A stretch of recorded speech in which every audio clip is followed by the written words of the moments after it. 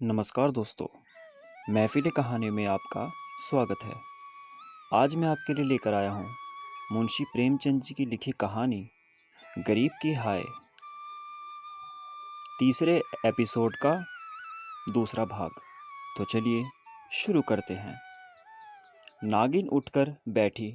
क्या कहती है? तुम्हारा सिर क्या द्वार पर आ गई? हाँ, आवाज़ नहीं सुनती हो। नागिन मूंगा से नहीं, लेकिन उसके ध्यान से बहुत डरती थी। तो भी उसे विश्वास था कि मैं बोलने में उसे अवश्य नीचा दिखा सकती हूँ। संभल कर बोली, कहो तो मैं उससे दो दो बातें कर लूँ। मगर मुंशी जी ने मना किया। दोनों आदमी पैर दबाए हुए ड्योढ़ी में गए और द्वार से झाँक कर देखा। मूंगा की धुंधली मूरत जमीन पर पड़ी थी और उसकी सांस तेजी से चलती हुई सुनाई देती थी। राम सेवक के खून और मांस की भूख से वह अपना लहू और मांस सुखा चुकी थी। एक बच्चा भी उसे गिरा सकता था, मगर उसे सारा गांव थर थर कांपता था। हर जीते इंसान से नहीं डरते, पर मुर्दे से डरते हैं। रात गुजरी, दरवाज़ा बंद था, मगर मुंशी जी और नागिन ने बैठकर रात काटी।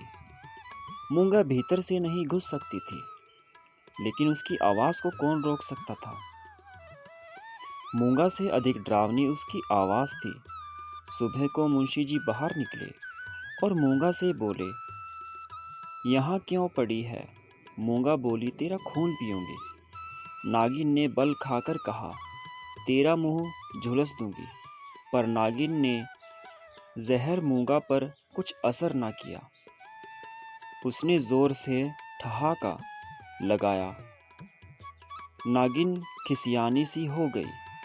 हंसी के सम्मुख मुंह बंद हो जाता है। मुंशी जी फिर बोले, यहाँ से उठ जा। नहीं उठूंगी। कब तक पड़ी रहेगी? तेरा खून पीकर जाऊंगी। मुंशी जी की परखर लेखनी का यहाँ कुछ जोर नहीं चलता और नागिन की आग भरी बातें यहाँ ठंडी हो गई। दोनों घर में जाकर मशवरा करने लगे, यह बला कैसे टलेगी?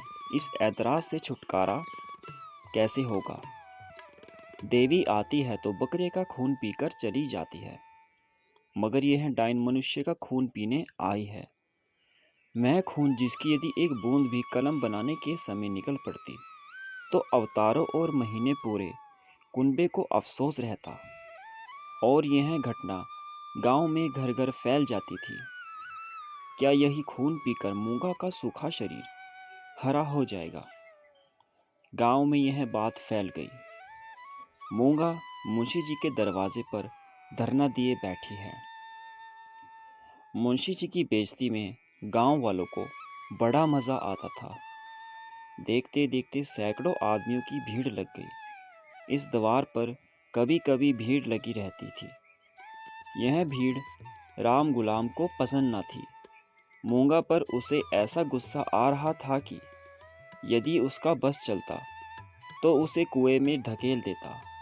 इस प्रकार का विचार उठते ही राम गुलाम के दिल में गुदगुदी समा गई और वह बड़ी कठिनता से अपनी हंसी रोक सका। आहा, वह कई में गिरती तो क्या आनंद की बात होती। परंतु यह चुड़ैल यहाँ से टलती ही नहीं। क्या करूं?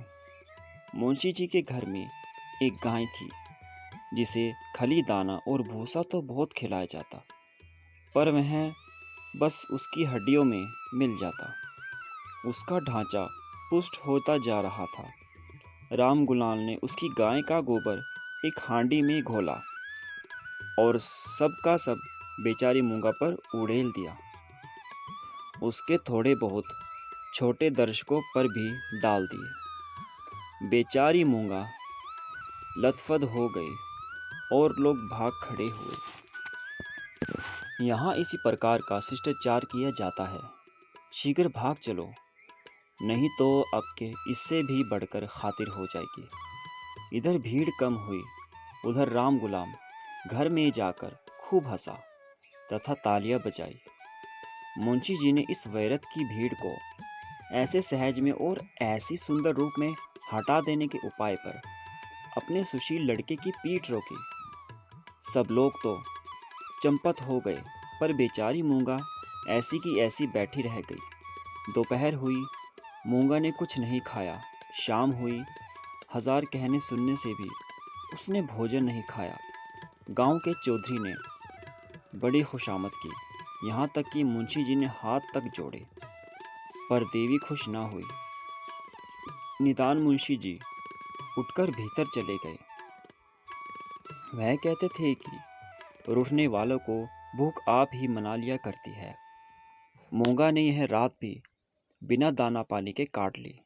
लाला जी तथा ललाइन ने आज फिर जाग बिना दाना पानी के काट दी। लाला जी तथा ललाइन के आज फिर जाग जाग कर भोर किया।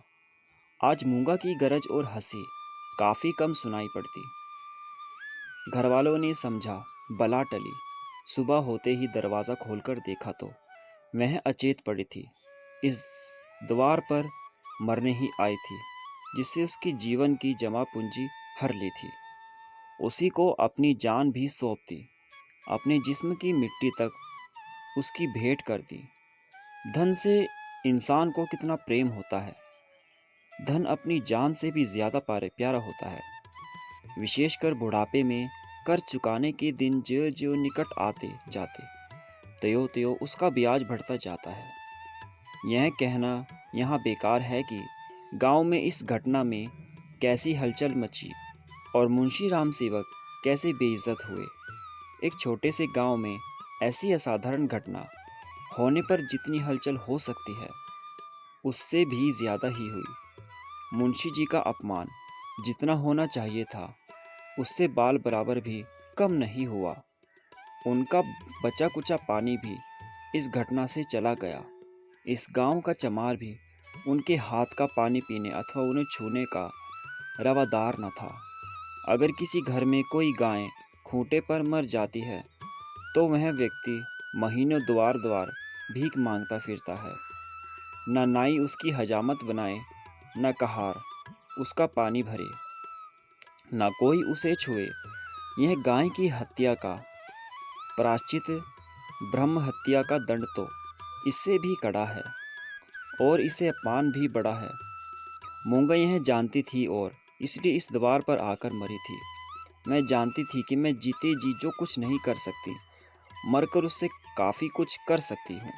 गोबर का उपला जब जलकर राख हो जाता है, तब साधु संत उसे माथे पर चढ़ाते हैं। पत्थर का डेला आग में जलकर आग से ज़्यादा तीखा और मारक हो जाता है।